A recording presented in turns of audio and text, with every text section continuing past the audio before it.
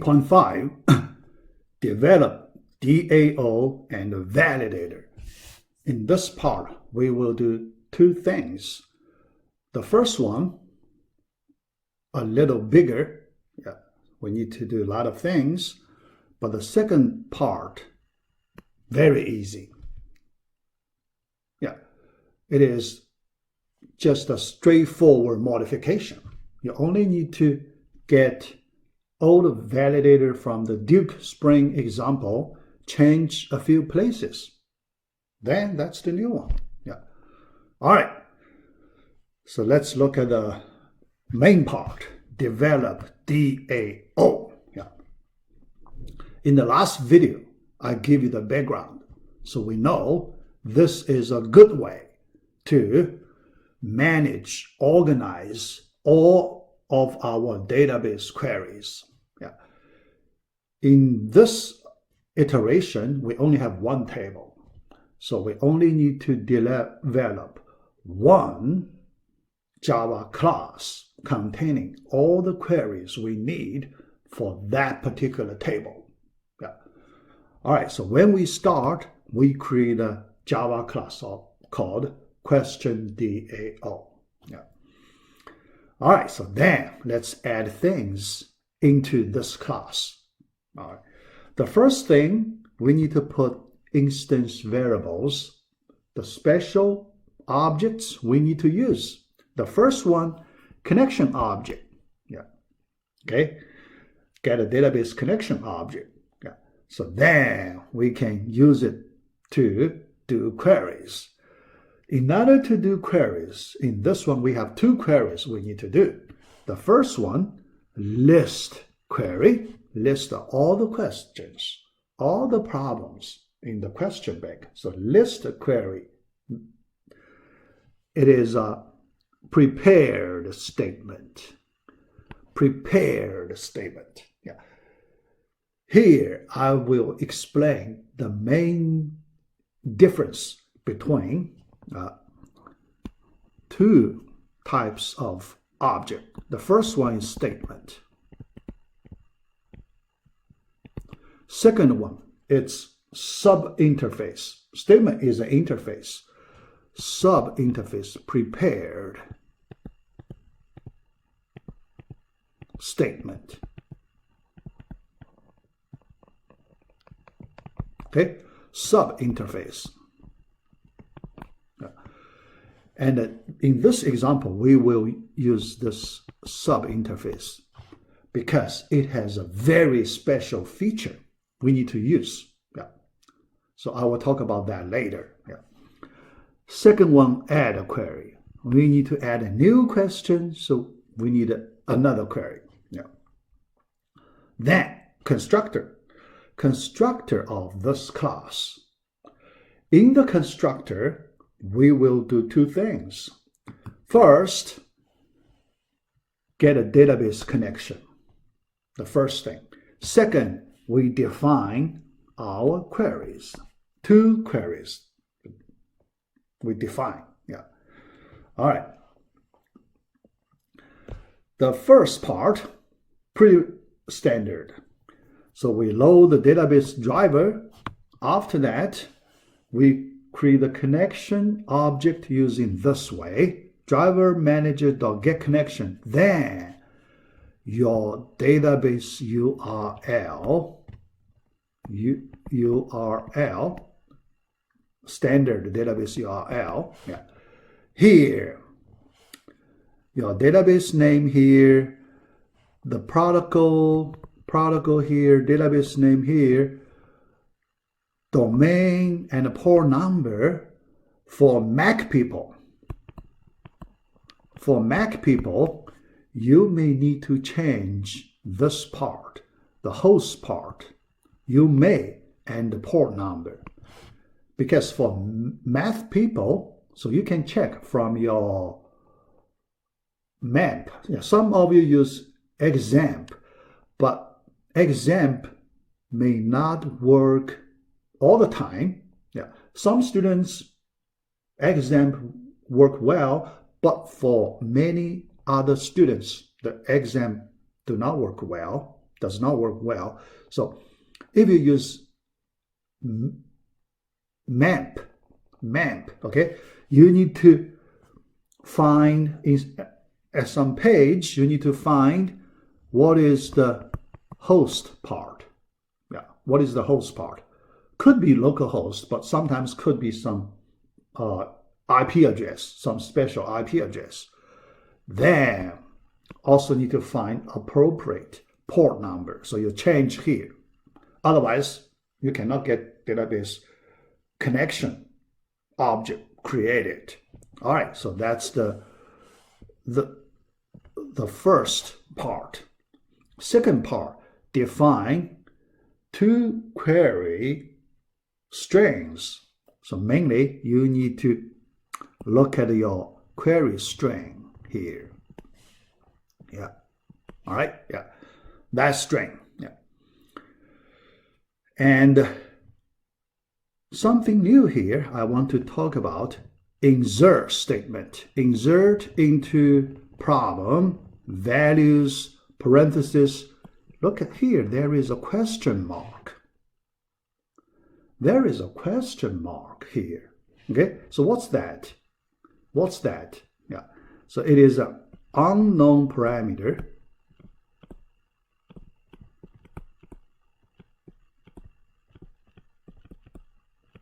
Because when we define this query, it is not known. Yeah, you insert into a new problem, but we do not know the content. The data of the content, we do not know. Only at the runtime, the user entered the content. At that time, we know it. So we need to provide the value of this question mark at the runtime. Okay? Yeah, here. That's why it is an unknown parameter. Yeah. So there is a special name for this parameter. Some places it is called in parameter. Okay? In parameter. Yeah. Anyway, just some unknown parameter. Okay? Now, you should know that's the reason we use prepared statement. Because only this object supports that in parameter. Okay? Yeah. That statement, it does not support. If you use that statement, original statement object, it does not support this in parameter. Okay? So we have to use this prepare statement here. All right.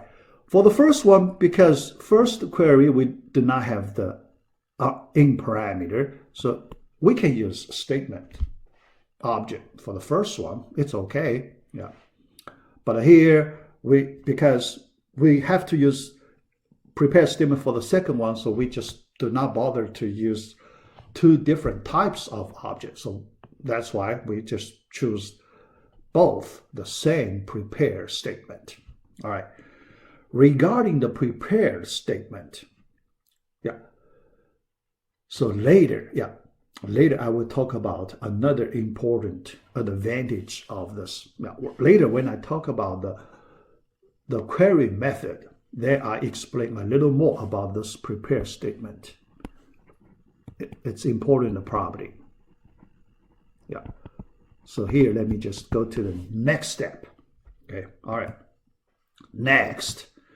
Now let's implement our first query method, list query method. Okay. First, we need to create a list of question Java beans.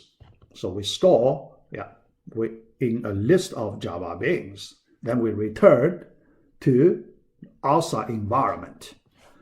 Then we run the query. Okay, because here we do not have any parameter, unknown parameter to address, so we just execute the statement immediately.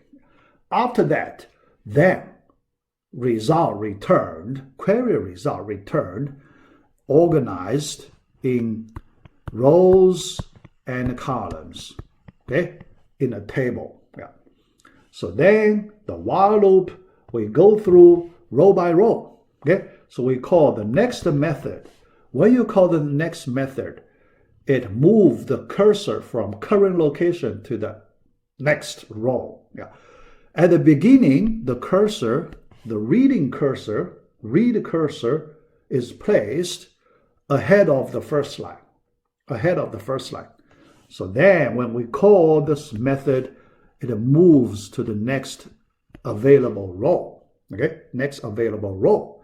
Then we read that row. Okay, the first column, 1 corresponds to the first column, 2 corresponds to the second column. Okay, yeah, first column, second column. Okay, after we read the data, so we use Java Bean setters to set these two properties, QID property, content property. Okay, so our current Java Bean has the data, then we add into the list. Okay, so we keep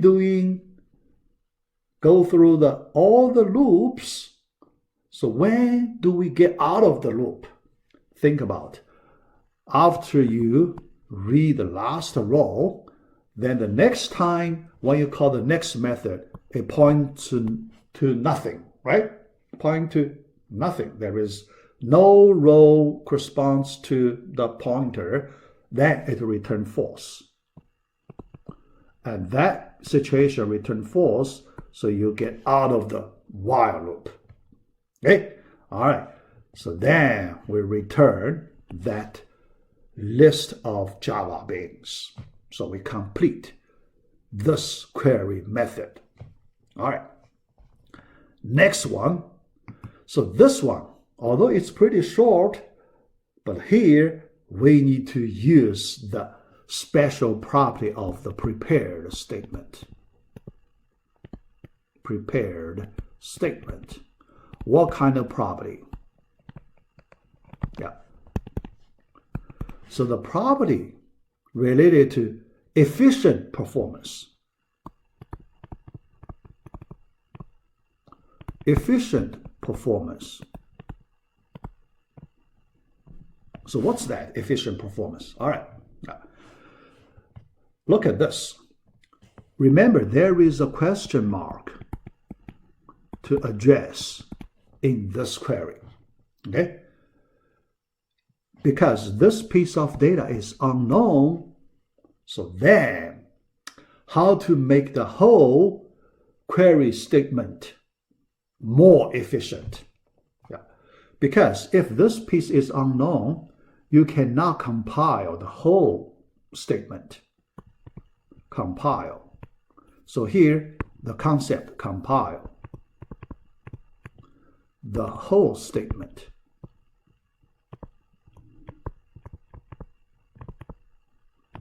What do you mean compile the whole statement? Yeah. A query statement is executed in DBMS, Database Management System. It is executed in DBMS. How to execute it? The query statement needs to be compiled and converted into the machine language. So the machine language then can do the execution. Okay, so that procedure. All right, so the compilation step must occur before you can execute it. Yeah, but because there is a question mark, you cannot compile the whole statement when we, before we get that data. We cannot do that. All right, but this statement, it supports pre-compilation. So there is a concept called pre-compilation. Okay, yeah. So what's the pre-compilation? Okay, we have most part of the statement, only small pieces missing. So then we can submit this partial statement to the DBMS. Then the DBMS can do the pre-compilation. Still compile it, but with some small pieces to be resolved at the runtime. Okay, yeah. But a lot of compilation work already done. Yeah, it can save some time. Then at the runtime, the missing pieces come in. Then when we submit to the DBMS complete the remaining compilation. Okay, yeah.